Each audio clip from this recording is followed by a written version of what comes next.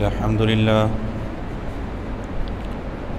لله رب العالمين والعاقبة للمتقين والصلاة والسلام على من كان نبيا وآدم بين الماء والطين رحمة للعالمين خاتم الأنبياء والمرسلين وعلى آله الطيبين وأصحابه الطاهرين أما بعد فأعوذ بالله من الشيطان الرجيم بسم الله الرحمن الرحيم قال الله تبارك وتعالى في القرآن المجيد والفرقان الحميد ألا بذكر الله تطمئن القلوب صدق الله العظيم وصدق رسوله النبي الكريم الأمين رب اشرح لي صدري ويسر لي أمري واحلل عقدة من لساني يفقه قولي مولاي صل وسلم دائما أبدا على حبيبك خير الخلق كلهم بلغ العلا بكماله كشف الدجى بجماله حسنت جميع خصاله صلوا عليه وآله إن الله وملائكته يصلون على النبي يا أيها الذين آمنوا صلوا عليه وسلموا تسليما الصلاة والسلام عليك يا سيدي يا رسول الله وعلى آلك وأصحابك يا رحمة للعالمين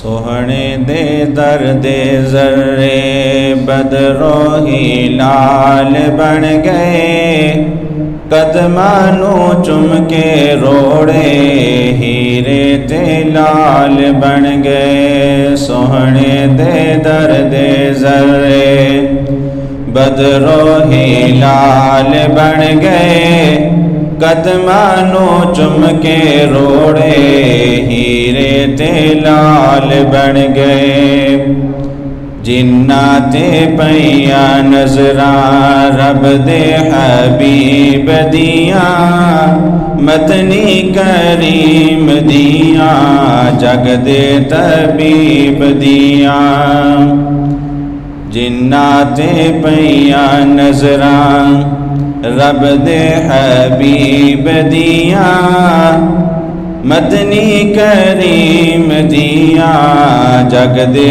طبیب دیاں او حضرت اویس بن گئے حضرت بلال بن گئے قدمانو چم کے روڑے ہیرے تے لال بن گئے سونے دے درد ذرے بدرو ہی لال بن گئے قدمانو چم کے روڑے ہیرے تے لال بن گئے لباں تے مہراں لگیاں بولن دی جاچ بھل گئی اتے زبان تائیں کھولن دی جاچ بھل گئی جا کے مدینے اتھرو میرے سوال بن گئے قدمانو چم کے روڑے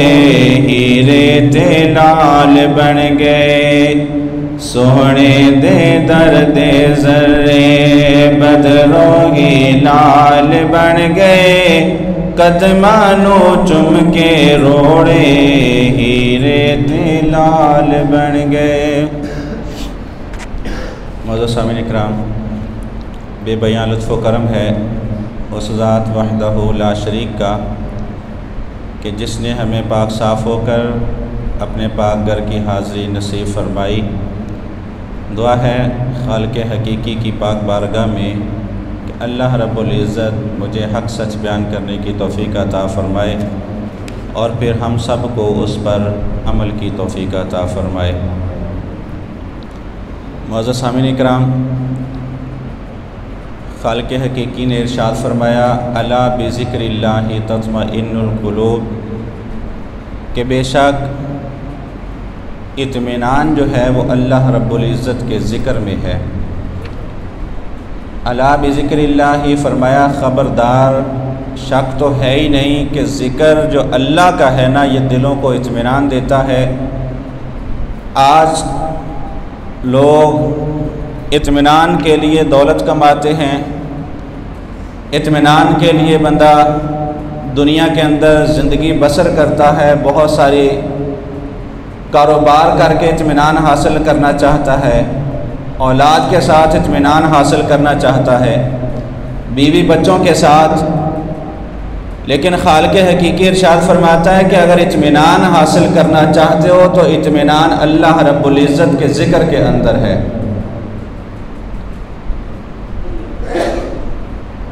حضور نبی اکرم صلی اللہ علیہ وآلہ وسلم نے ارشاد فرمایا کہ اللہ رب العزت نے قلم کو حکم دیا کہ اے قلم لکھ۔ قلم نے عرض کیا پروردگار کیا لکھوں؟ اللہ رب العزت نے فرمایا کہ لکھ لا الہ الا اللہ۔ لا الہ الا اللہ۔ میرے نبی ارشاد فرماتے ہیں کہ قلم جب لکھنے لگی، ابھی لا الہ کی لام لکھی، وجد طاری ہوا، گر گئی۔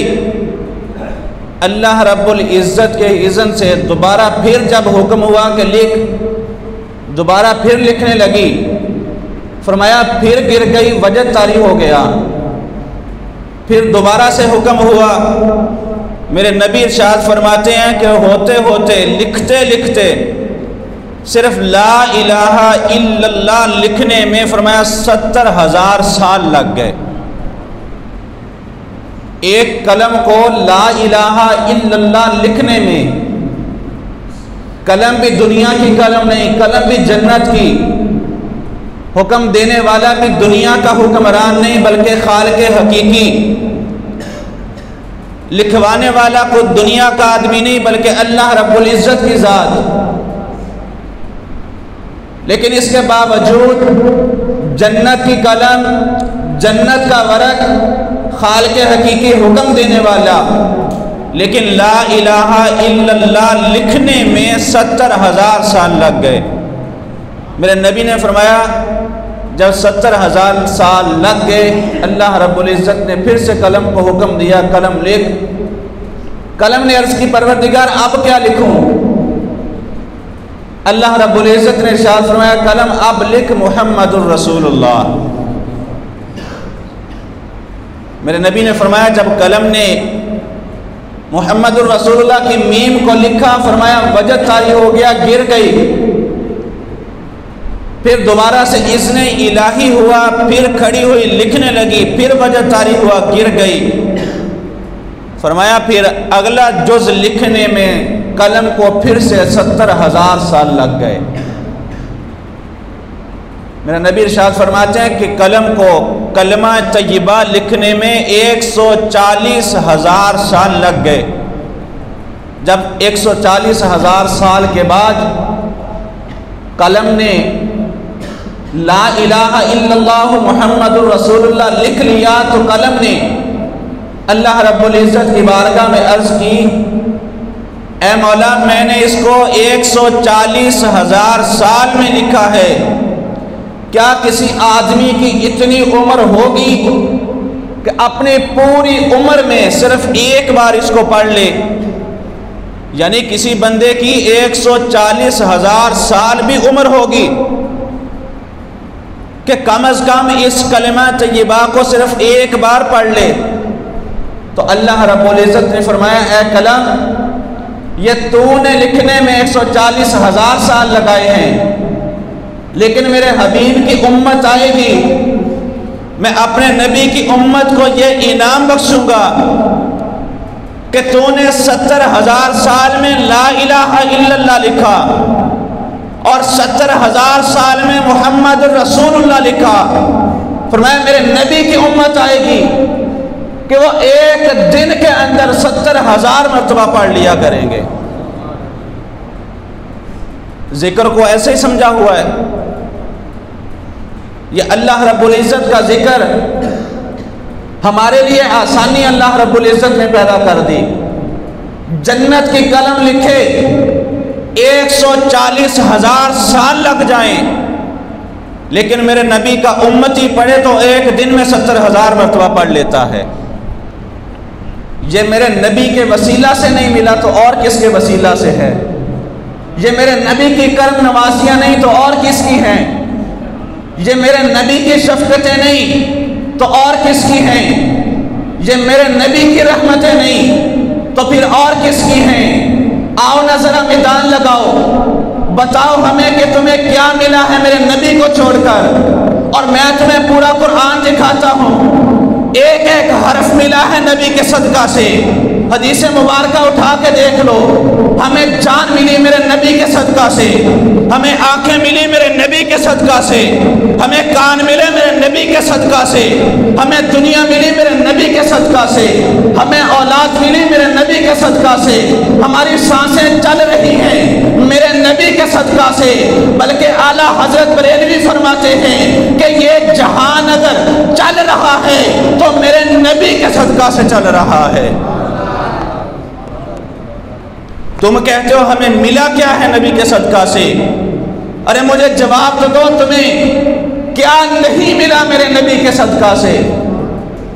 بلکہ میرے نبی خود فرماتے ہیں کہ اللہ رب العزت اگر مجھے پیدا نہ فرماتا تو فرمایا دنیا کی کوئی چیز بھی پیدا نہ فرماتا.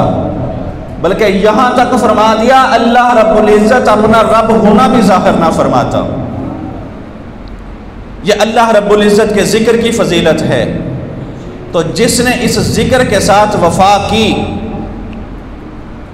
اس قرآن کو محفوظ کرنے والی ذات اللہ رب العزت کی، لیکن فرمایا کہ جو بندہ اس میں شریک ہو جائے، حفاظت کرنے میں قرآن کی میرا شریک ہو جائے، قرآن کی حفاظت کرے.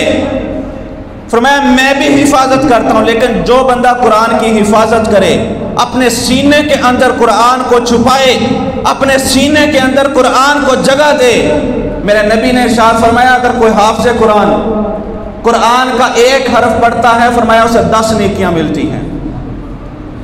اور تھوڑا آگے چلیں تو میرے نبی نے فرمایا اے میرے صحابہ، یہ تو حافظ قرآن کی فضیلت ہے، میں عالم دین کی فضیلت نہ بتاؤں؟ صحابہ نے عرض کی یا رسول اللہ کیوں نہیں؟ میرے نبی نے فرمایا اے میرے صحابہ، اگر کوئی بندہ حافظ قرآن ہو، ایک حرف پڑھے 10 نیکیاں ملتی ہیں، لیکن اگر کوئی عالم دین قرآن کا ایک حرف پڑھے، میرے نبی نے فرمایا اللہ رب العزت اسے 100 نیکی عطا فرماتا ہے. عالم دین 100 نیکی صرف ایک حرف پڑھنے پہ. تو قیامت والے دن میرے نبی نے فرمایا کہ ادھر حافظ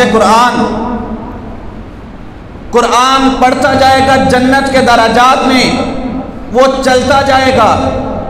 فرمایا ادھر حافظ قرآن کا قرآن مکمل ہو جائے گا، ادھر جنت کے درجات بھی مکمل ہو جائیں گے. فرمایا حافظ قرآن آخری درجے میں ہوگا، اس سے آگے کوئی درجہ ہی نہیں ہے جنت کا. حافظ قرآن جنت میں قرآن پڑھتا پڑھتا آخری درجے میں، ادھر حافظ قرآن کا قرآن مکمل، ادھر اللہ رب العزت کی جنت کے درجات مکمل. بلکہ میں چشتیہ شریف کا چونکہ میلہ آ رہا ہے، اللہ رب العزت کے بڑے برگزیدہ بندے وہاں پہ مدفون ہیں، تو چشتیہ شریف والا میلہ کسی سے ڈھکا چھپا نہیں، چونکہ ہمارے ملک میں چھٹی بھی ہوتی ہے اس دن. تو وہ تو ان بزرگوں کی بہت ساری کرامات ہیں، میں اگر اس طرف جاؤں تو ٹائم بڑا چاہیے. ہمارے استاذ مکرم فرماتے تھے کہ ایک مرتبہ ایسا ہوا کہ وہاں سے قبرستان کے اندر سے ایک چھوٹا سا راستہ تھا، کوئی گاڑی نہیں جاتی تھی اس وقت کے اندر. اور فرمایا کہ چونکہ اس قبرستان میں بہت سارے حفاظ جو ہیں وہ مدفون ہیں، اور بہت سارے عالم دین جو ہیں وہ مدفون ہیں، اور بہت سارے اولیاء اللہ جو ہیں وہ مدفون ہیں. اگر میں ایک بات اور کہوں تو کوئی مانے گا نہیں، کوئی نہ مانے، لیکن میں مان رہا ہوں۔ اس قبرستان کے بارے میں یہ بات آئی ہے کہ اس قبرستان کے اندر چشتیہ شریف کی حدود، اس کے اندر فرمایا 40 کلومیٹر کے فاصلے تک کسی کا کوئی بندہ فوت ہو جائے، مرد آدمی عورت فوت ہو جائے، فرمایا 40 میٹر کی حدود کے اندر اس بندے کو دفن کر دیا جائے، اللہ رب العزت بغیر حساب کے جنت میں داخلہ عطا فرما دیتا۔ کوئی نہ مانے، میں مان رہا ہوں کیونکہ میں نے قرآن پڑھا ہے۔ کوئی نہ مانے، میں مان رہا ہوں کیونکہ میں نے حدیث مبارکہ پڑھی ہے۔ میرے نبی کا فرمان ہے، اللہ رب العزت فرشتوں کو فرماتا ہے، اے میرے فرشتوں، یہ میرا فلاں بندہ، اس نے مجھے راضی کر لیا، اس نے مجھے راضی کر لیا۔ فرشتے عرض کرتے ہیں، پروردگار ہمارے لیے کیا حکم ہے؟ اللہ رب العزت فرماتا ہے، یہ دعا کیا مانگ رہا ہے؟ فرشتے عرض کرتے ہیں، مولا یہ وہ دعا مانگ رہا ہے جو تیرے لکھے ہوئے کے خلاف ہے، تو نے لکھا اور ہے، یہ مانگ اور رہا ہے۔ اللہ رب العزت فرماتا ہے، جو میں نے لکھا ہے وہ مٹا دیا جائے۔ فرشتے عرض کرتے ہیں، مولا مٹا دیا، اب کیا لکھیں؟ میرے نبی کی حدیث مبارکہ مشکات شریف کے اندر اللہ رب العزت فرماتا ہے، اے میرے فرشتوں، جو میں نے لکھا تھا مٹا دو، جیسے جیسے میرا بندہ کہتا جائے ویسے ویسے لکھتے جاؤ، جیسے جیسے میرا بندہ کہتا جائے ویسے ویسے لکھتے جاؤ۔ تو سعدیہ مکرم فرماتے ہیں کہ اس قبرستان کے اندر سے ایک چھوٹا سا راستہ تھا۔ رات کے اندھیرے کے وقت ایک حافظ قرآن وہاں پہ اترا، اور چونکہ قبرستان کا ماحول تھوڑا سا ڈراؤنا ہوتا ہے، اور خصوصی جو ہے رات کے وقت میں، تو فرماتے ہیں کہ وہ حافظ قرآن جب اترا نا رات کو کسی بس سے، اب اس نے اپنے گھر جانا تھا، تو رستہ جو تھا وہ قبرستان کے اندر سے جاتا تھا، چھوٹا سا رستہ تھا پیدل چلنے کے لیے۔ تو جب وہ قبرستان کے اندر داخل ہوئے نا تو ان کو ڈر لگنا شروع ہوا، تو انہوں نے کیا کیا کہ قرآن پاک کی تلاوت کرنا شروع کر دی۔ حافظ قرآن تھا، تو فرماتے ہیں کہ قرآن پاک کی تلاوت کرنا شروع کی۔ جب تھوڑا سا پڑھا، جتنا بھی پڑھا انہوں نے، ان کو وہاں سے ایک مشتبہ لگ گیا، ان کی منزل ان کو بھول گئی، وہاں سے قرآن ان کو بھول گیا۔ تو اب وہ بندہ پریشان، وہ بار بار وہاں سے پڑھتا، لیکن اس کو قرآن آگے سے وہ نہیں آ رہا تھا، غلطی آ چکی تھی، وہاں پہ بھول چکا تھا آگے کیا پڑھنا ہے۔ تو فرماتے ہیں کہ وہاں سے ایک قبر سے آواز آئی، اور اس نے لقمہ دیا کہ اے حافظ قرآن، آگے سے اس قرآن کو ایسے پڑھ، آگے سے اس قرآن کو ایسے پڑھ۔ وہاں قبر سے اس کو یہ لقمہ ملا، یا تم کہتے ہو مر کے مٹی ہو گیا، تمہارا مر کے مٹی ہوا ہوگا۔ میرے نبی نے فرمایا اپنے نبی سے وفا کرو، اپنے خدا سے وفا کرو، اس دنیا میں بھی نہیں مرو گے، قبر میں جا کے بھی نہیں مرو گے، کل قیامت کا دن ہوگا، جیسا جیسا کہتے جاؤ گے اللہ رب العزت ویسا ہی کرتا جائے گا۔ جب اللہ کو جو راضی کر لیا ہے۔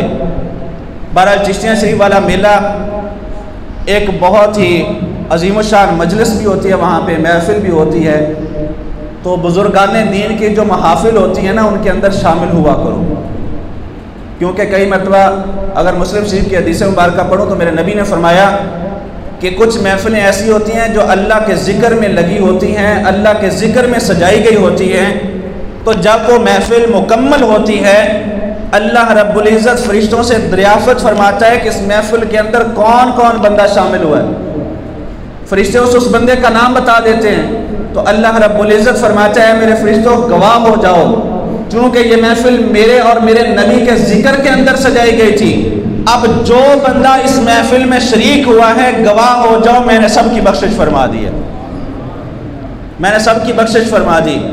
عالم دین، علماء کی محافل، اور خاص طور پر اولیاء اللہ کی محافل مجلسیں، ان کے اندر حاضر ہوا کرو۔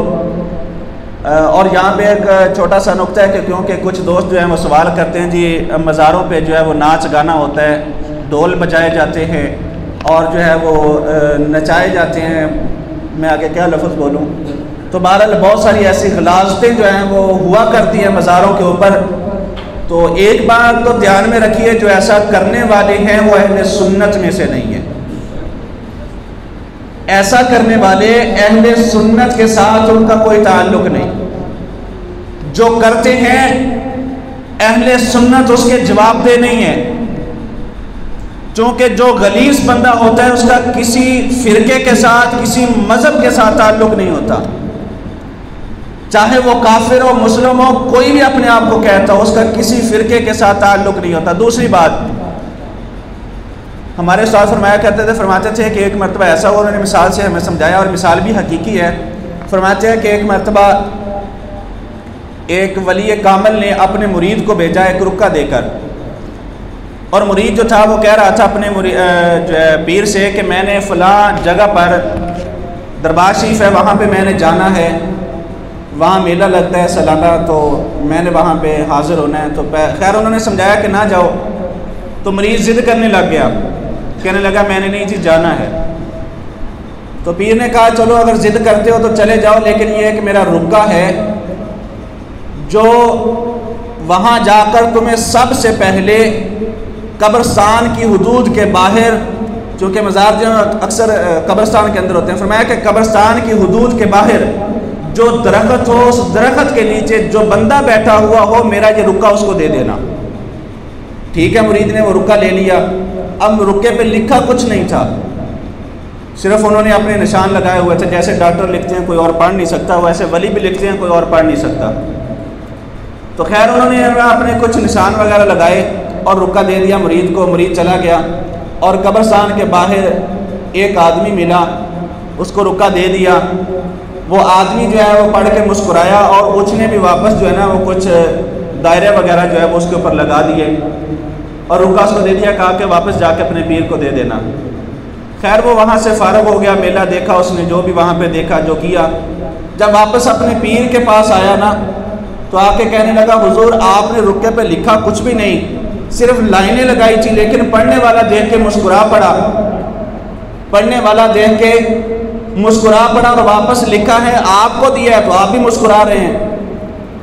تو پیر کہنے لگا کہ تمہیں پتہ ہے کہ وہ آدمی کون تھا؟ نہیں جی مجھے تو نہیں پتا، چونکہ آپ کا حکم تھا، خیر میں نے وہ رکہ دے دیا۔ تو وہ پیر کہنے لگے کہ وہ آدمی کوئی اور نہیں، جن کے مزار پر تم حاضری کے لیے گئے تھے، وہ اپنے مزار سے باہر نکل کر وہاں درخت کے نیچے آ چکے تھے۔ اچھا آئے کیوں تھے؟ فرمایا کیونکہ ان کے دربار کے اوپر جو ماحول بنایا گیا تھا ان کو وہ پسند نہیں تھا، ان کو وہ ماحول پسند نہیں تھا، اس لیے اپنی اصل مقبرہ کو چھوڑ کر وہ باہر آ گئے۔ جتنے دن میلہ رہے گا وہ باہر ہی رہیں گے، کیونکہ عام طور پر ایسا ہوتا ہی ہے نا، خیر سے کہ ہمارے خاص طور پر ہمارے ملک کے اندر یہ ہو رہا ہے، دیوے وغیرہ لگائے جاتے ہیں قبروں پر اور ان کو سجدہ وغیرہ کیا جاتا ہے، تو ہم ان سبھی کے خلاف ہیں۔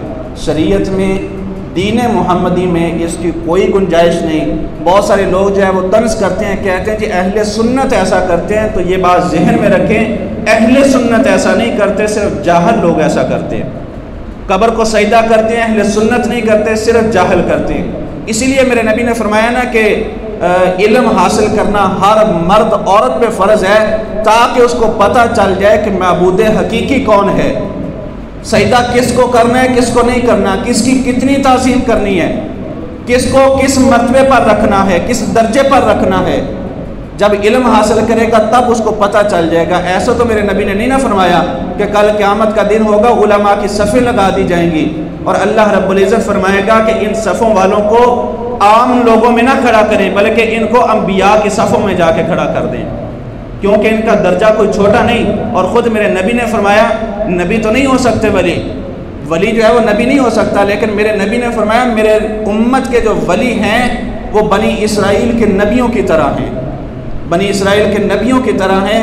جیسے انہوں نے تبلیغ کی، اللہ رب العزت کی رضا کی خاطر انہوں نے تکلیفیں برداشت کی، ان کو جو ہے وہ آروں سے چیر دیا گیا، ان کے جسم کے اندر جو ہے وہ لوہے کی کنگیاں جو ہے وہ لگا کر جسم سے گوشت کو نوچ لیا گیا، ان کی ہڈیوں کو توڑا گیا، سر جو ہے وہ قلم کیے گئے۔ آپ نے بہت کچھ پڑھا ہے، وہ سارا کچھ فرمایا یہی کچھ میرے امت کے علماء کے ساتھ بھی ہوگا، ولیوں کے ساتھ بھی ہوگا۔